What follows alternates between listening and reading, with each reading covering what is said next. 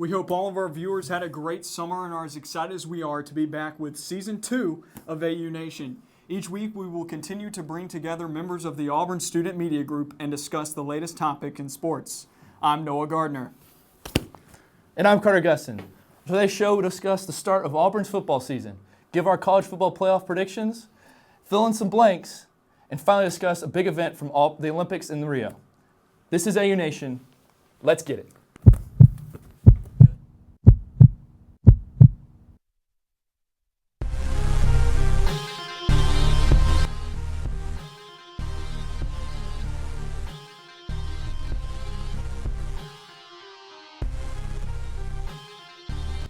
Our first guest today is Ryan Lavoie. He hosts a basketball show every Monday at 4 on Weagle 91.1 FM. Ryan, how's it going? How are you? I'm doing great. Excited to talk sports with you guys. Awesome. Our other guest today is Pierce Miller. He's a sports writer for the Plainsman. Welcome to the show, Pierce. Thanks for being here. Yeah, glad to be here. Thanks. Awesome. This upcoming Saturday, Auburn kicks off their 2016 season against number 2 Clemson and Heisman hopeful Deshaun Watson. What will it take for both sides of the ball for Auburn to be successful in the NCAA runner-up this year? Well, I think offensively it's going to be consistency. You got to be able to keep moving the ball on the field. You don't need to have 3 and outs all the time. Defensively, I think I'll hold Clemson under at least 30 points. You know, Deshaun Watson's going to bring a lot of explosiveness and firepower with their offense, and you've got to be able to contain them. Mm-hmm.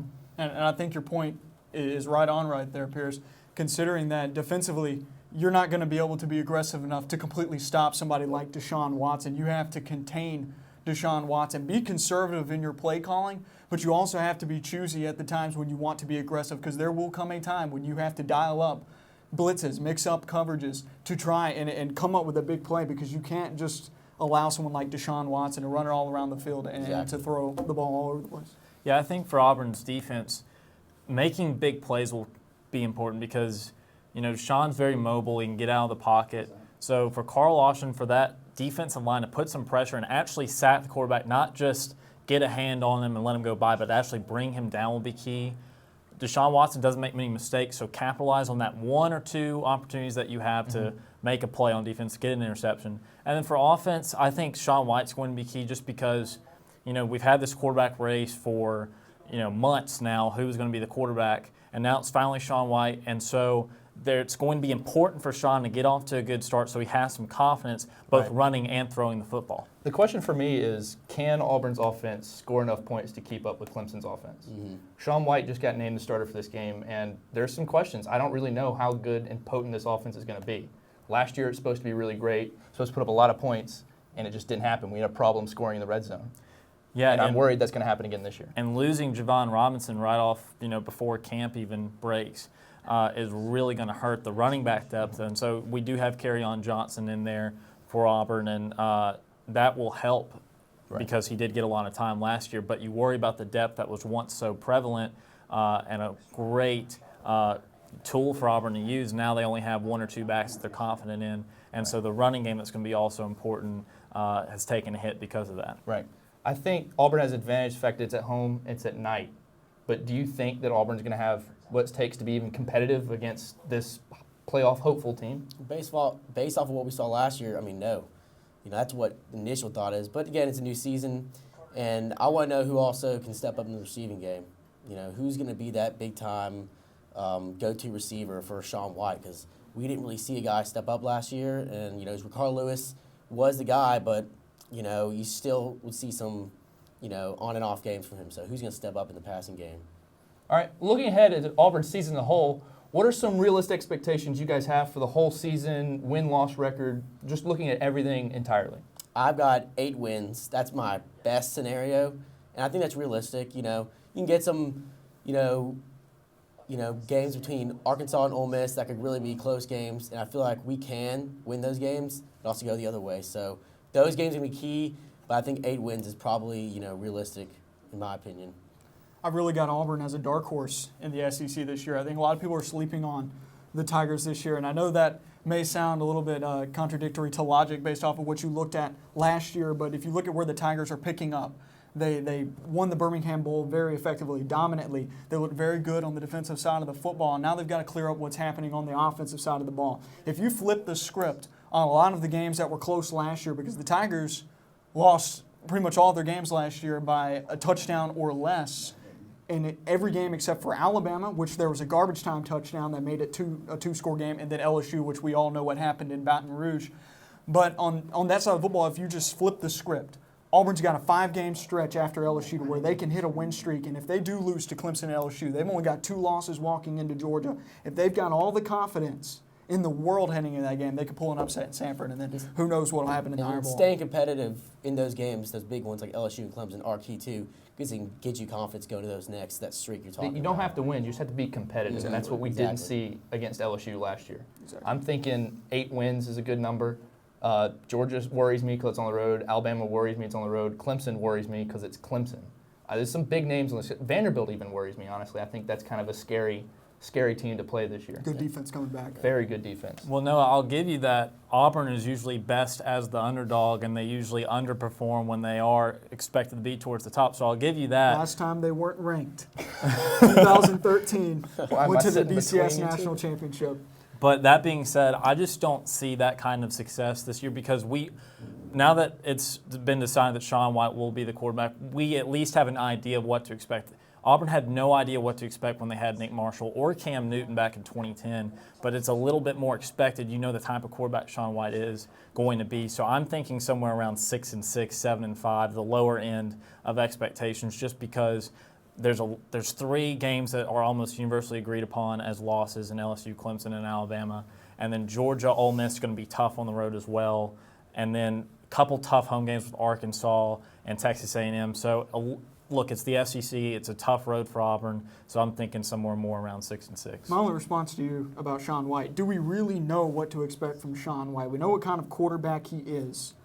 But at the same time, last year playing hurt, we don't know to what extent a mobile quarterback he is and to what extent he can do as far as throwing the football. He could be a very talented quarterback for all we know. We saw some of that in the spring game too. You know, Yes. him airing the ball out. He had 1 turnover, but he really played a nice spring game. Yeah.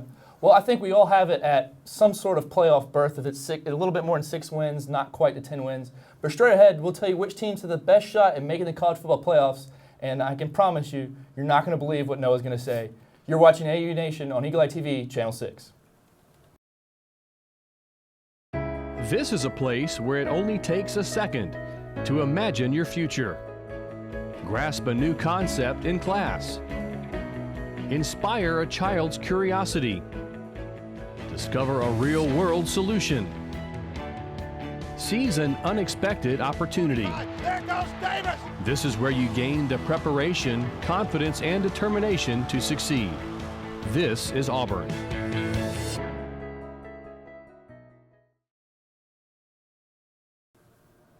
On August 21st, the Associated Press released their first top 25 poll of the season.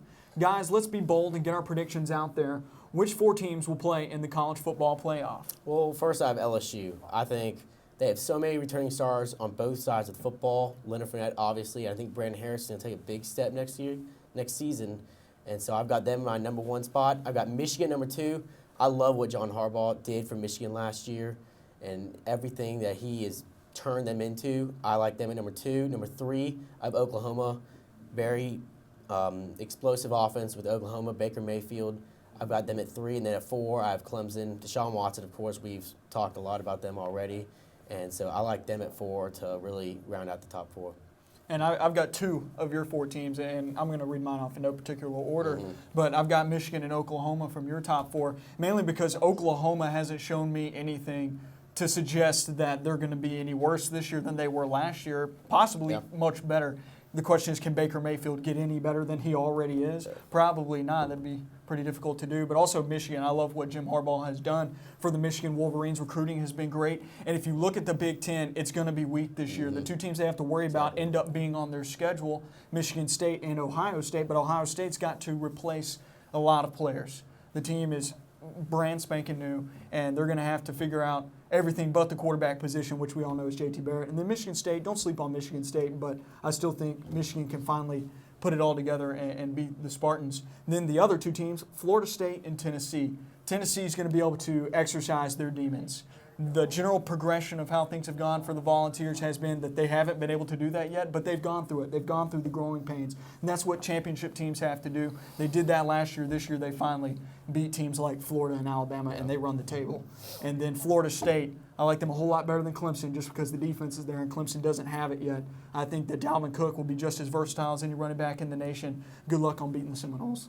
All right, well, for starters, I have Clemson in mind. I think they're the real deal. I think Deshaun Watson is going to prove that he is the best player in college football, or at least put his case in for best player in college football. I also have Tennessee in there because they're returning 18 starters. 18 starters of their 22 starters, as well as all their specialists. That's insane. Their whole defense is upperclassmen. If they don't do it this year, there's no way Tennessee's ever going to do it. This is Tennessee's time. So I have Tennessee there, as well as, same as you guys, also have Oklahoma. I think Baker Mayfield is going to be able to put a case in for a Heisman Trophy. Potentially, I don't think he's going to be good enough, but he might. As well as, of course, Michigan. Their schedule is not that bad. We talked about it earlier. The hardest thing they're going to have to get through is Ohio State and Michigan State. And Michigan State and Ohio State aren't as tough as they have been in the past year. So I think Michigan is really going to have a good chance at running the table this year. And they're already set up to move right into that top 4. It's not going to be that hard. Yeah, a lot of people are buying stock in Michigan this year, but I still think they're a year away from me. So I've got LSU number 1. I think it's a big year for Les Miles and that whole team. Almost got fired, that whole fiasco at the end of last year. So I think the team, they're playing for their coach, Leonard Fournette, playing to prove that he is the best running back in college football. So I've got them at undefeated number 1. I've got Clemson returning at number 2. I think Deshaun Watson's experience will lead them to a victory in Doak Campbell Stadium and that big middle-of-the-season matchup that's probably going to determine the ACC. Third, I've got Oklahoma. I've got Baker Mayfield continuing his success, probably getting back in the Heisman conversation. That Oklahoma-Ohio State game is key early in the season, but because it's at Oklahoma, I think that gives Oklahoma the edge over Ohio State. And then 4, this is where it's a little bit weird for me. I've got a second SEC school. I've got Alabama at 11-1, their only loss being at LSU. The key to that is LSU needs to be undefeated, and obviously some weird things need to happen in other conferences, but it has happened before. Alabama and LSU have met again in a national championship That's why game. they made the playoff, though, to keep that from happening. Exactly. But so I think that people will look at that and say, well, Alabama 11-1, only lost to the number 1 team in the country. If there's some losses in the Big Ten and the Pac-12, I think there is a path for Alabama as long as LSU's undefeated and Alabama goes 11-1. My only problem with that scenario is that I think that the college football playoff is too politically correct to leave out another conference as champion. I mean, they've yet to do it, and I don't think they will do it. Just because if you're going to leave out 2 conferences, possibly both of them conference champions, just to bring in an Alabama team who, just like LSU, has to avoid all of the pitfalls of the SEC West. Auburn, Texas A&M, Ole Miss, Arkansas, there's just too many. It's a minefield. I mean, everyone in the West is competitive except for Mississippi State, and I just think it's going to be too much for 2 SEC West teams to get in. That's why personally I have Tennessee, because it's the much easier route. You beat Florida, you beat Georgia, and if you can, even if you lose to Alabama, you're still more than likely going to get in because of the SEC championship.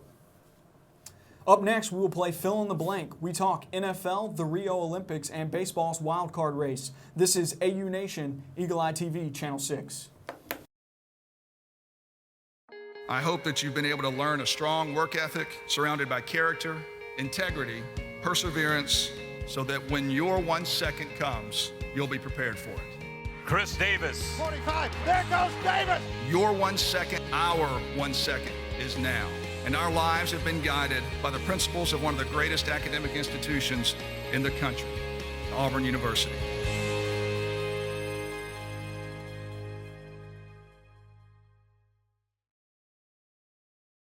Our popular game from last season, Fill in the Blank, is back with brand new edition. For those who have never watched, I'm going to read a sentence that is missing a word, and our job is to fill in that blank. First up, the best United States Olympic moment in Rio was blank. Mine is not really a moment, but I'll say Michael Phelps, because just his multiple gold medals, again, finishing the Olympics the way he wanted to after supposedly not going to come back in 2016. I think that meant a lot to the Olympics as a whole, not just the U.S. I'm going to keep it in the pool for mine, except go the other side and go Katie Ledecky, lapping everybody in the world, crushing her own world record. Absolutely insane, powerful moment for the U.S. To see the look on her face when she won that gold by such a large margin, absolutely incredible. I'm going to go with United States men's basketball winning the gold just because if you look at it, this was a struggle this year. It seemed like it was much closer than years past when you look at what they had to go through to get their close games against teams like France, Australia, Serbia. They had to battle to get to the gold medal game where they ultimately demolished Serbia, but at the same time, it meant more to guys like Paul George and Carmelo Anthony. Carmelo Anthony being in so many Olympics and then Paul George having to battle back from injury. That's just a big deal for the U.S. men's basketball team. Yeah, I'm going to say with Michael Phelps. 5 gold medals, 1 silver, 6 medals total. Just an amazing career, an amazing Olympian, and how can you not go with Michael Phelps? We are 10 days away from the NFL regular season. With that being said, many fantasy football drafts are taking place. The number 1 pick in these drafts should be blank. Antonio Brown. With Martavis Bryant out, Ben Roethlisberger will throw the ball a lot this year. With Le'Veon Bell out the first 3 weeks, that'll even heighten the passing that Ben Roethlisberger will be doing. And Antonio Brown, one of the best 2 or 3 receivers in the league, his stats will be heightened because of that increased passing and the fact that he is the singular go-to guy this year for Pittsburgh. I was going to say Antonio Brown, but I didn't want to be the same as you, so I'm going a different route. I'm also going to stick with receiver, though. Go Julio Jones. I think the Falcons have a very strong chance of being a very one-dimensional team. Be throwing a lot. Well, they're going to be throwing a lot. He's going to be catching a lot of passes this year. I think you're going to get a lot of points out of him, especially if you're in a league that has points per reception. Get a lot of points out of Julio Jones. Falcons throwing the football. Who knew? Yeah. And it's Julio Jones for that matter. But I'm going to go with Antonio Brown like you did, Lavoie, because, for all the reasons you said, Martavis Bryant gone, Le'Veon Bell gone. It's all going towards Antonio Brown. And we know he's such a dynamic receiver. Even a double team would be not wise because you will not be able to stop Antonio Brown. Adrian Pearson, all reliable. I think he's been the best running back, for the past how many seasons when he's not injured? So, how can you go wrong with Adrian Pearson? So consistent, and that offense is getting better in Minnesota. So, Adrian Pearson for sure. The toughest NFL division to predict is blank. I think it's NFC East, just because that, from top to bottom, you can make a case for 3 different winners, especially now that Tony Romo's out the first 5-6 games of the season. Philadelphia is an unknown, so you would probably have them at the bottom, but you could really 1 through 3 really interchangeable in that division, so I'm going to go NFC East. I think he's reading my notes. I have the NFC East as well. I think Tony Romo going down, you're right, does make that a little bit more interesting. I was kind of edging towards the Cowboys leading that division, but now with Tony Romo out for who knows how long, it's a toss-up. You're not going to get a Super Bowl winner out of this division. That's not going to happen. But I think bottom to top, they're much more closely than any other division in the NFL. Well, I'm going to go to a similar division, but in the AFC, we're going to go with the AFC South. You look at the Houston Texans, they bring back a lot of their roster from last year, and they were a good roster, a team that went to the playoffs, and I think they actually improved a little bit in adding Brock Osweiler. Not a great quarterback, but he's an improvement from Hoyer. And then you look at the Colts, they're getting back Andrew Luck, but at the same time, is that really a team that can separate themselves from the Texans and possibly even the Jaguars, who made a lot of great offseason moves? Question is, will the defense mesh? You can't give up 28 points a game like they've done for the past 3 seasons, even a stint at 30 2 years ago. The Jaguars have to mesh. I don't know if they're quite there yet, but they are definitely a sexy pick in the AFC South. And then everybody knows the Titans are in last place. There's no hope for that Tennessee franchise. Oh, man. I've got the AFC West. Ooh. That division has really changed the past year. You think the Denver Broncos, defending Super Bowl champions, Peyton Manning, Brock Osweiler, both 2 quarterbacks gone, that played last year.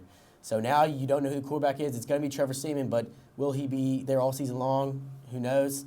Oakland Raiders have gotten so much better defensively and offensively. Amari Cooper is going to really take that next step, along with David Carr this year, I believe. And then Kansas City Chiefs, they're always consistent. I think we'll see them in the playoffs for sure. St. Louis Chargers, they're improving. Still, kind of struggling. Hey, they just signed Joey Bosa, so that's a positive. But I like the AFC West. My San Diego Chargers, they're not looking good. It's not pleasant. The Blue Jays, Red Sox, Orioles, Mariners, Royals, Astros, and Tigers are all in the American League wildcard hunt. The team I trust the most and expect to distance themselves from the group is blank. The Toronto Blue Jays, because I think they're going to win the division. Their offensive numbers are very similar with Boston's. They both rank, and even Baltimore's for that matter, they all rank towards the top of not only the AL but the MLB. But I think the determining factor is the Blue Jays are a little bit more clutch in their hitting. They both have similar pitching staffs as well, so there's really not a big edge either way there. Boston's ace David Price has underperformed this year. So I'm going to go with Toronto because this is a very similar team that went to the playoffs last year. Josh Donaldson is heating up. They finally got Jose Bautista healthy. And so I'm going to go with the Blue Jays just to outslug everyone towards the AL East title and, the top spot of those teams. I'm going to go Boston Red Sox. I like the starting pitcher there. You're right. Price is not performing to the capabilities everyone thought he would. But for the pitching isn't that bad. The bats are there. The question is, for me, can the bullpen pull it together? It's been very inconsistent as of late and all season really, but especially as of late. If they can pull the bullpen together and get some consistency there, I really think they can make a run.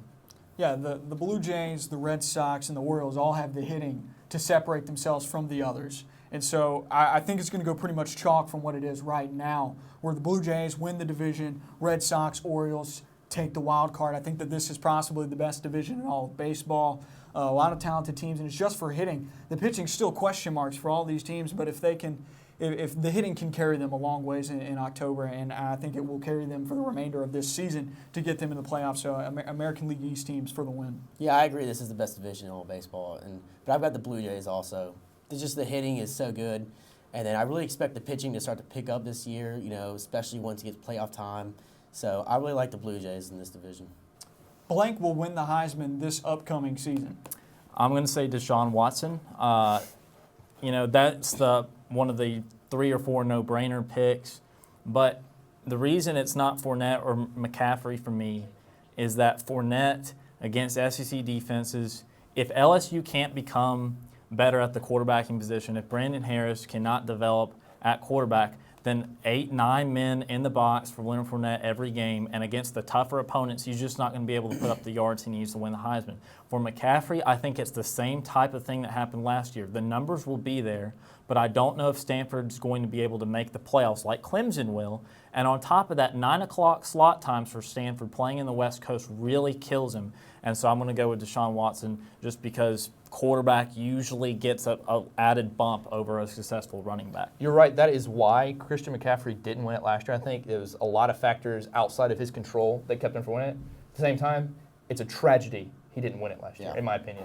And if he doesn't win it again, if his numbers are anywhere, they don't have to be better. If they're even near what he did last year, which I think they will be, it's a tragedy again. Mm-hmm. To do what he can do and be the best slot receiver, running back, wide receiver, I mean, he can do literally everything. Punt returner, kick returner, he can do everything, and he's the best at it on the field in the country.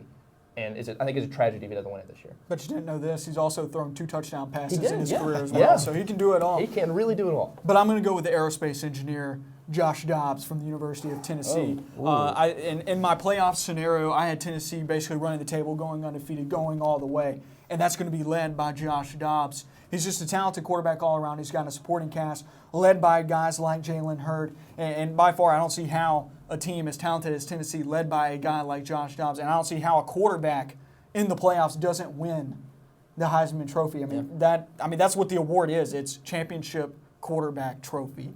And so that's why I'm going to go with Josh Dobbs. Yeah, if Tennessee runs the table for sure, he's got to be in the conversation because he's going to be leading them.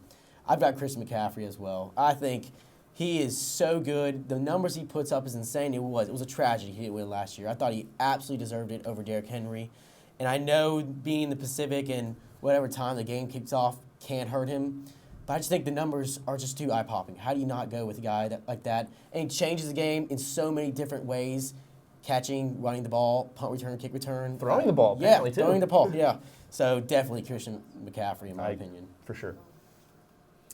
After the break, we ask our burning question. We'll give you our hot takes on Hope Solo's Rio comments. This is AU Nation on Eagle Eye TV, Channel 6.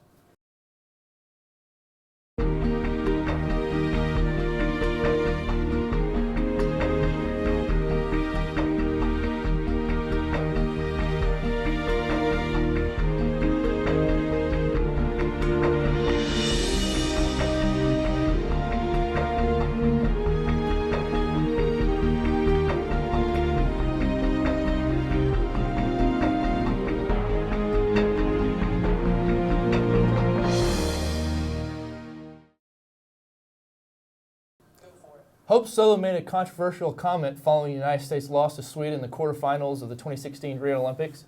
As a result of these comments, Solo was suspended from the team for 6 months. Was Solo out of the line, or are you okay with the comment she made? And the quote that she had after the loss was, "I thought that we played a courageous game. I thought that we had many opportunities on goal. I think we showed a lot of heart. We came back from a goal down. I'm very proud of this team. I think we played a bunch of cowards. But I know the team did not win today. The best team did not win today. I strongly and firmly believe that I think you saw America's heart. You saw us give everything we had today. Unfortunately, the better team did not win. I mean, I'm not upset at the comments as a whole. I question the need for the coward comment just because I don't see how they're cowards when they came out and played. If they were cowards, they would have been intimidated by you. You're the United States of America women's soccer team who just won the World Cup. If they were intimidated, they would have laid down and lost. But they fought to a 1-1 draw in regulation, went to extra time, held on, and then went to PKs and beat you in PKs. So they're not cowards for doing that. So I don't know where she got cowards. I'm not, going to chastise her for it. I don't think it's necessarily wrong that she said it, but I just question her thinking on why they were cowards in that. But I don't have a problem with what she said as a whole. What it comes down to me, and I don't think she should have been punished for it, but it does show a blatant and disregard and respect for the other team. Calling them cowards, it just shows that they just don't know what it's like to lose. They're not used to losing. Mm-hmm. This is the best team in women's soccer, national soccer, period. That is the best team. And they're still the best team after this still. It doesn't matter. And they just don't know what it's like to lose. They're not used to losing. And you just need to win with grace, lose with grace. But all that being said, I don't get why you suspended her. Slap on the wrist maybe, but I don't get what suspending her is going to do out of this. I really don't. I don't see how you don't get a suspension out of this, mainly because this is a bad look for the United States women's national team, a very bad look, and especially from someone in such a very professional position as hers. She can't go and make these types of comments, especially when she's had trouble with the law a year ago that almost got her booted off of the World Cup team. Mm-hmm. Hope Solo has been in these types of situations before. And prior to that incident where she had domestic violence case, she had some more cases of her running off her mouth about her previous goalkeeper and her coach's decisions with that. And that's just not something you can do. That's not your place. I don't care what type of athlete you are. I don't care how good you are. You have to know your place, and you have to be respectful. And that's something that people have to realize as an athlete. You can't do whatever you want just because you're good at what you do. And like you said, Carter, you have to lose with grace, win with grace. And it just wasn't a classy look. And for this being strike 3 or 4 for Hope Solo, it's time that they begin to lay down the law. Yeah, I agree that it's not something you should suspend her for. As a whole, I don't think it's that bad. She was obviously frustrated after the loss. Right. Any competitor is upset after they lose, and maybe they say things they don't really mean. Maybe she doesn't mean it, but I definitely don't get also that, why would you call them cowards? They definitely went toe-to-toe with them, and they won. I mean, that's what happened. But then again, she is right. I believe, no question, the U.S. girls team is by far the best team in the world. So she's right on that, and I just don't understand the suspension. Yeah, no, I would just say that I don't see why she should be suspended, because that would be like saying, Cam walked out on his NFL Super Bowl presser, let's suspend him for the first 3 or 4 games of the next season. That just for comments like that, there was not racial sensitivity, there was no, foul language of any kind. She just called them cowards. And so she has a right to do that. It doesn't mean she is correct in doing it. Exactly. But I just don't see how that's a suspensible thing, especially not for 6 full months or at any time for that matter. That's it for today's show. We'll be back here next week. Same time, same place. See you then. Peace.